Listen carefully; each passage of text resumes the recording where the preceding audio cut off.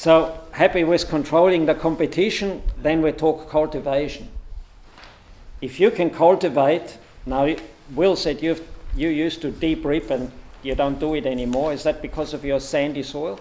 Yeah, and in the heavier clay soils, when you come to the summer, it's going to dry and that crack will open up.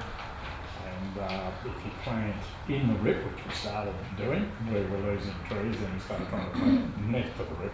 Yeah.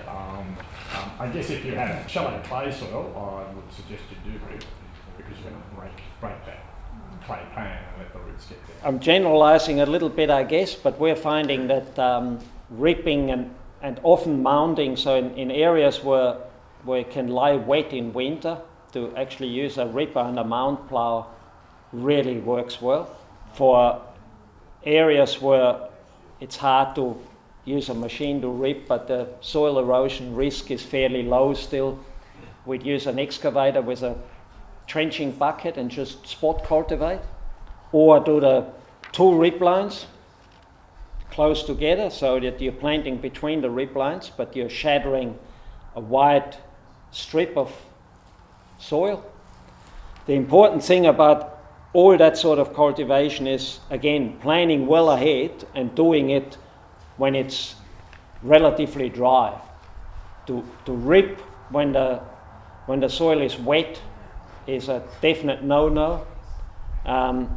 Especially clay soils, you're just going to destroy the structure. You smear the rip line open, and it takes a long time to settle.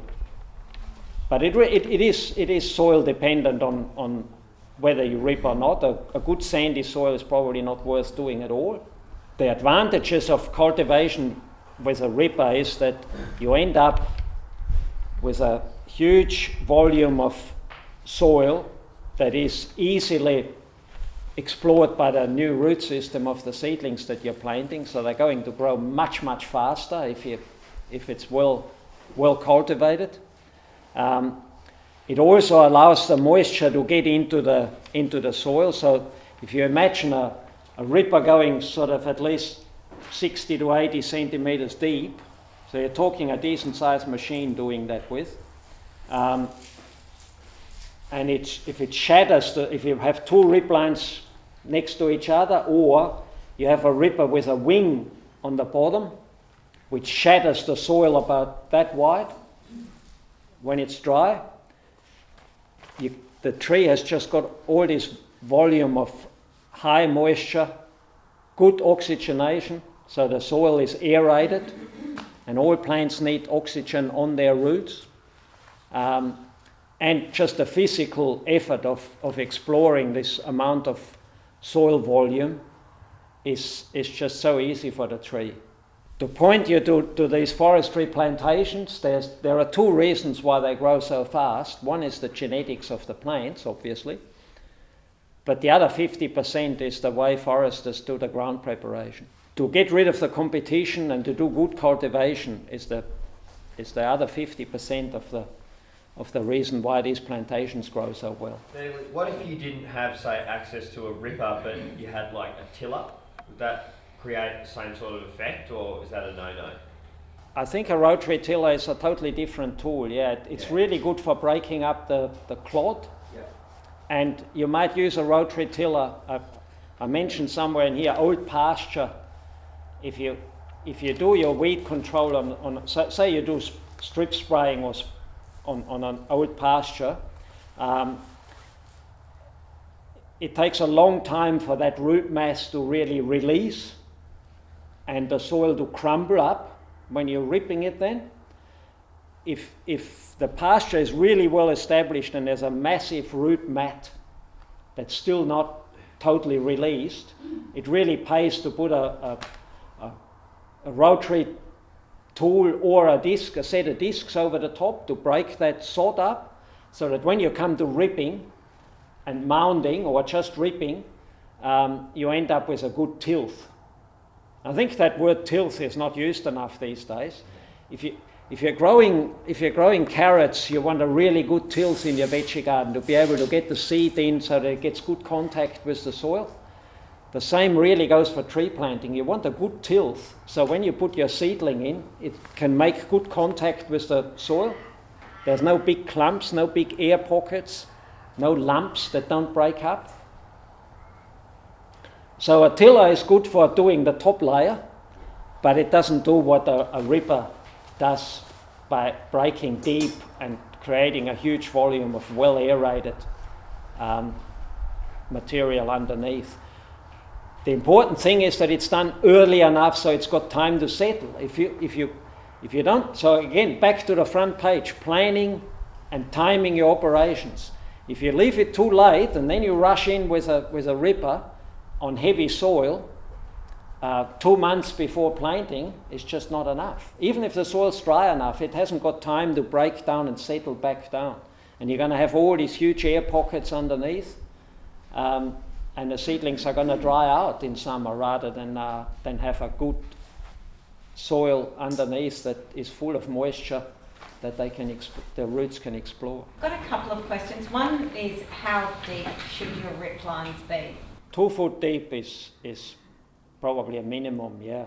But again, it depends on, I shouldn't really say that too strongly because it really depends on your soil. If you've got a rock hard pan under there, you really need to start, look, if you're doing bigger projects and you're on a hard side or you're not sure, I think it's well worth investigating further. Talk to your agronomists, talk to your neighbours who might have done this sort of stuff, talk to foresters in the area to make sure you've got all the information you need to go forward with confidence. Something you mentioned almost in passing about the roots needing oxygen.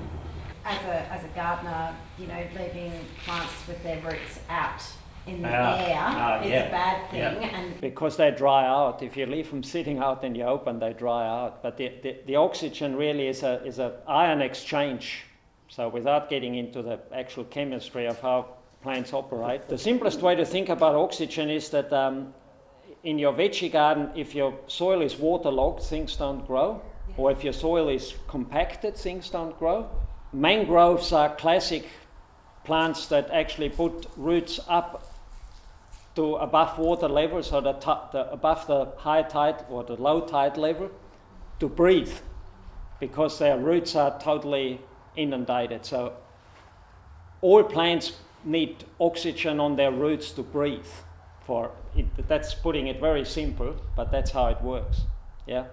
So a well oxygenated soil, a potting mix, for example, if you look at your plants that you buy in a nursery, a potting mix is designed to have lots of space for both, for water and for air.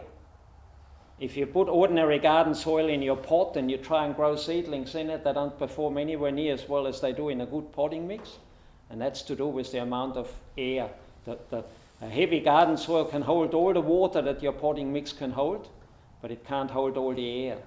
so is that why when there are high carbon levels in soil and it's sort of light and fluffy, you get better plant growth as well? Yeah, but the fluffiness is to do with the air spaces. Obviously there are spots where cultivation is too risky because of erosion potential. So if you're going down near streams, you have to start easing off. You might have sites where you can do the excavator job. I've put a few pictures up there together.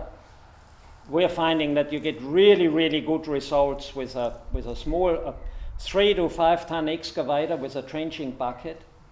Can do a really good job at spot cultivation. A bucket going into the soil without you're not turning the soil over, you're not bringing the subsoil to the top or anything crazy. You're just loosening a hole up that's sort of that wide, that deep, and you do it early enough so you can settle, and you stick your seedling in there and you watch it rock out of the ground. That gets established quickly.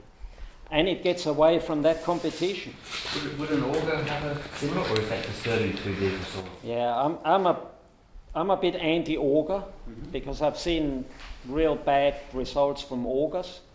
In the wrong soil, augers will do that smearing a hole, and the roots will explore all that loose material inside the hole, but an auger doesn't break Break out, whereas a ripper done at the right time. So a ripper in wet clay would be as bad as an auger. An auger in sandy soil to make it easier, or in good loamy soil to make it easier planting, is obviously going to work. Yeah. So horses for courses maybe.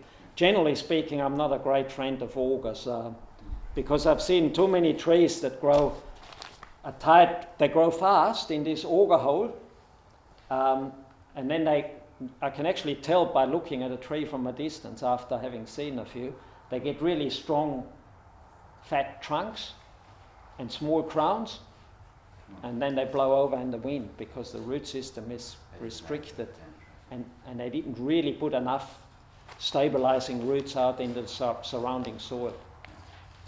So be careful with augers. I'm not saying there's no place for augers at all, but be careful with augers. Roots go to the easy places first. So if there's a nicely loosened up, fluffy bucket of soil in a clay-lined hole, they're going to explore all that loose material first, and then they'll start obviously going out.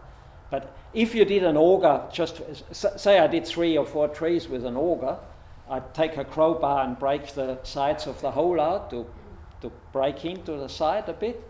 But again, you're not going to do that for 500 trees.